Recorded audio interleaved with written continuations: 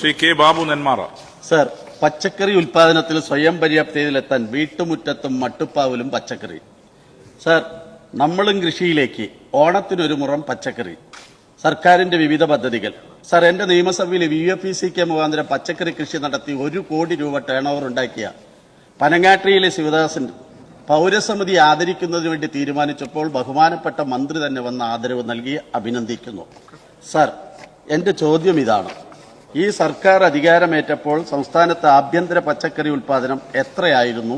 ഇപ്പോൾ വർധനവുണ്ടായിട്ടുണ്ടോ എന്നതാണ്. സർ, കേരളത്തിൽ പച്ചക്കറി ഉൽപാദനത്തിന്റെ കാര്യത്തിൽ നല്ല വർധന ഉണ്ടായിട്ടുണ്ട്.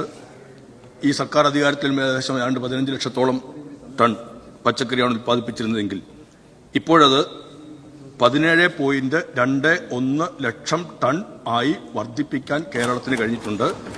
കേരളത്തിന്റെ കാർഷിക മേഖലയിൽ എല്ലാവരും നല്ല ഇടപെടൽ നടത്തുന്നതിന്റെ ഭാഗമായിട്ടാണ് വലിയ വിജയകരമായി ഇത് കൊണ്ടുപോകുന്ന കൃഷിക്കാരനെക്കുറിച്ചാണ് ശ്രീ കെ ബാബു നെന്മാറ MLA ഇവിടെ പറഞ്ഞത്. 1 കോടി രൂപ അദ്ദേഹത്തിന് വരുമാനം ഉണ്ടാക്കുന്നതിനെ പറ്റി കഴിഞ്ഞു. അദ്ദേഹത്തിന് ഞങ്ങളെല്ലാം കൂടി പോയി അവിടെ സ്വീകരണം കൊടുക്കുകയും ഉണ്ടായി. നല്ല ഒരു നേട്ടം കേരളത്തിൽ പച്ചക്കറി ഉൽപ്പാദനത്തിനുണ്ട്. ഇതിന്റെ പൂർണ്ണതയിലേക്ക് എത്തുക എന്നുള്ളതാണ് നമ്മൾ ആഗ്രഹിക്കുന്നത്. അതുകൊണ്ട് കേരളത്തിന് ആവശ്യമായ പച്ചക്കറി കേരളത്തിൽ തന്നെ ഉൽപ്പാദിപ്പിക്കാൻ ഒരു ജനകീയ പങ്കാളിത്തത്തോടുകൂടിയുള്ള ഒരു ശ്രമം നടത്തുക എന്നാണ് സർക്കാർ ലക്ഷ്യം വെച്ചിരിക്കുന്നത്. Second question. സർ, സംസ്ഥാനത്ത് 64 അഗ്രികൾച്ചർ ഫാമുകളുണ്ട്. Sir, Nelliyampathy orange and vegetable farm ഓറഞ്ചിന് പുറമെ 20 ഇനം ശീതകാല പച്ചക്കറി കൃഷി ചെയ്യുന്നുണ്ട്. നാട്ടുപഴങ്ങളും കാട്ടുപഴങ്ങളും വിദേശി ഉൾപ്പെടെ 50 ഫലവൃക്ഷ തൈകളുണ്ട്. സർ, ഓർക്കിഡ് ഉൾപ്പെടെ 100 കണക്കിന് വിഭാഗത്തിൽപ്പെട്ട പൂച്ചെടികളുണ്ട്.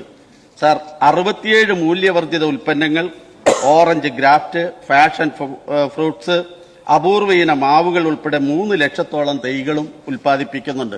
സർ, 5 ഏക്കറിൽ ഫാം ടൂറിസം പരിപോഷിപ്പിക്കപ്പെടുന്നുണ്ട്. സർ, കഴിഞ്ഞ 6-ാം തീയതി മുതൽ 10 വരെ അവിടെ അഗ്രി ഫെസ്റ്റ് നാച്ചുറ എന്ന നിലയിൽ ഞങ്ങൾ അഗ്രി ഫെസ്റ്റ് സംഘടിപ്പിച്ചു. അത് ഉദ്ഘാടനം ചെയ്തതും ബഹുമാനപ്പെട്ട മന്ത്രി തന്നെയാണ്.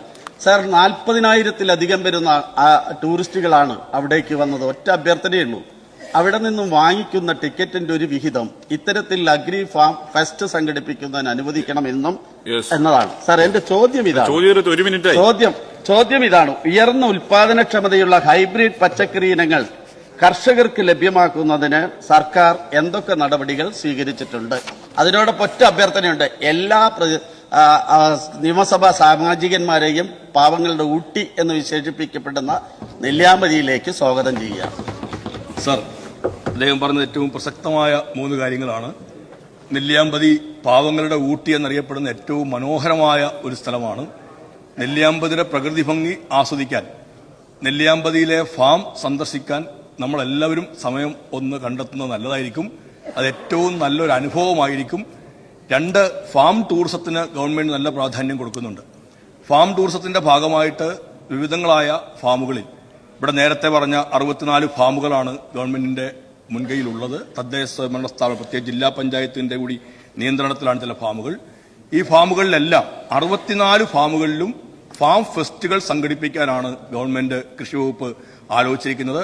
നല്ല വരുമാനം ഇതുമായി ബന്ധപ്പെട്ട് ഉണ്ടായിട്ടുണ്ട്.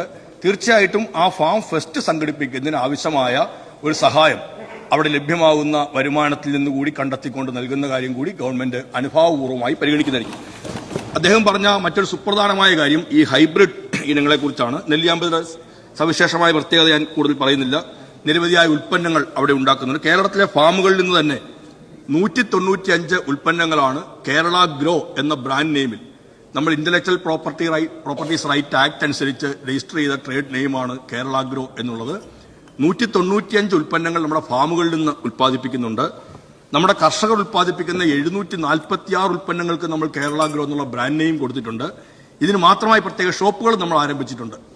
ഇതിനെല്ലാം ചെയ്യുന്ന ഇടത്ത് നമുക്ക് കൃഷിക്കാർ ഉൾപ്പെടെ എല്ലാം നമ്മളോട് പറഞ്ഞിരുന്നൊരു കാര്യം, ഞങ്ങൾ ഹൈബ്രിഡ് ആയിട്ടുള്ള വിത്തിനങ്ങളും തൈകളും വേണമെന്നുള്ളതാണ്. നമ്മൾ പരമ്പരാഗത ഇനങ്ങൾ മാത്രമാണ് കൃഷി വകുപ്പിന്റെ മുൻകൈയിൽ കൊടുത്തുകൊണ്ടിരുന്നത്. വ്യാവസായിക വാണിജ്യ അടിസ്ഥാനത്തിൽ കൃഷി ചെയ്യുന്ന കർഷകർ ആവശ്യപ്പെട്ടിരുന്ന ഏറ്റവും പ്രധാനപ്പെട്ട ഒരു കാര്യം ഹൈബ്രിഡ് വിത്തുകൾ ലഭ്യമാക്കണം എന്നുള്ളതായിരുന്നു. ഈ സർക്കാർ അധികാരത്തിൽ വന്നതിന് ശേഷം ഇതാദ്യമായി ഹൈബ്രിഡ് വിത്തുകൾ കർഷകർക്ക് ലഭ്യമാക്കിയിട്ടുണ്ട്. ഹൈബ്രിഡ് വിത്തുകൾ ഇവിടെ തന്നെ അതിന്റെ എണ്ണം വർദ്ധിപ്പിക്കുന്നതിന് വേണ്ടിയിട്ട് VFPCK ചുമതലപ്പെടുത്തി ആലത്തൂരിലാണ് നമ്മൾ അതിനുവേണ്ടി പ്രത്യേകമായി കർഷകരെ ട്രെയിൻ ചെയ്ത് പരിശീലിപ്പിച്ചിട്ട് 5 ഏക്കറിൽ ആ വിത്തുകളും തൈകളും ഉൽപ്പാദിപ്പിക്കാനുള്ള സംവിധാനം ഒരുക്കി. ഇത് ആദ്യമായിട്ടാണ് കേരളത്തിൽ അങ്ങനെ നമ്മൾ ചെയ്യുന്നത്. കാർഷിക സർവകലാശാലയിൽ നിന്നും Indian institute of horticultural research IIHR വികസിപ്പിച്ചെടുത്ത അവർ കണ്ടെത്തിയ ഏറ്റവും പുതിയ ഇനങ്ങളാണ് നമ്മൾ വാങ്ങി അതിന്റെ മാതൃ ഇത് സംഭവം കൂടെ കൊണ്ടുവന്നിട്ട് അതിന്റെ കൂടുതൽ എണ്ണം ഉണ്ടാക്കുന്ന തരത്തിലേക്ക് നീങ്ങുന്നത്. കൃഷിക്കാർക്ക് കൂടുതലായി ഹൈബ്രിഡ് വിത്തുകളും തൈകളും കൊടുക്കുന്ന പരിപാടി ആരംഭിച്ചിട്ടുണ്ട്. അത് വ്യാപിപ്പിക്കുന്നതായിരിക്കും.